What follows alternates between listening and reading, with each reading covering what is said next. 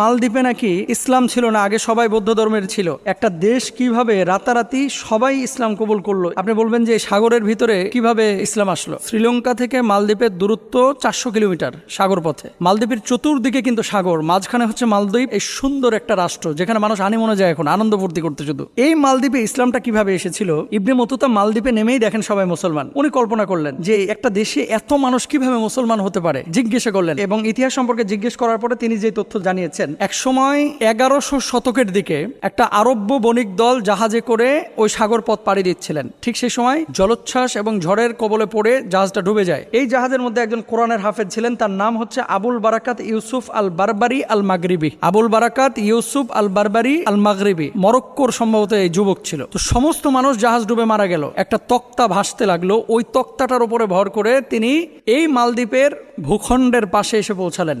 তো পুরো জাহাজ শেষ, কি করলেন? মালদ্বীপে উঠলেন। ওঠার পরে দেখেন যে সামান্য কিছু মানুষ এই দ্বীপে বসবাস করে। একজন বৃদ্ধকে তিনি পেলেন, সে বৃদ্ধ তাকে আশ্রয় দিল। তো তিনি কাঠ সংগ্রহ করে সেই জায়গাটায় বসবাস করতেন। আচ্ছা, হঠাৎ একদিন কাঠ সংগ্রহ করে তিনি বাড়িতে ফিরছেন, এমন মুহূর্তে দেখলেন বৃদ্ধ খুব কান্না করতেছে। কান্না যখন করতেছে বললেন যে আপনি আমাকে আশ্রয় দিয়েছেন, আপনি কি কারণে কান্না করতেছেন, আমি কি জানতে পারি?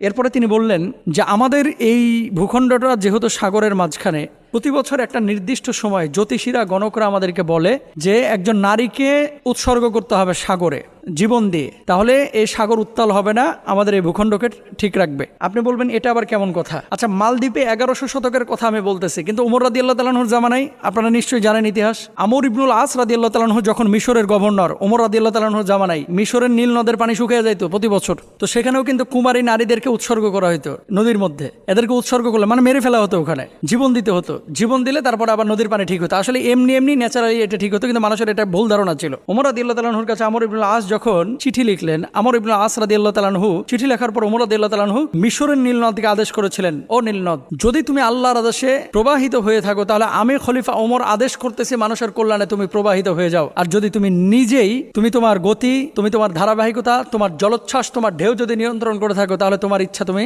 বাস্তবায়ন করো। তো আল্লাহর আদেশে যেহেতু নীল নদ প্রবাহিত হয়, যে চিঠিটা ওমর রাদিয়াল্লাহু তাআলা আনহু লিখেছিলেন, আমর ইবনুল আস রাদিয়াল্লাহু তাআলা আনহু ওই চিঠিটা নীল নদের মধ্যে নিক্ষেপ করলেন। নিক্ষেপ করার সঙ্গে সঙ্গে নীল নদের সমস্ত পানি জোয়ার এসে গেল।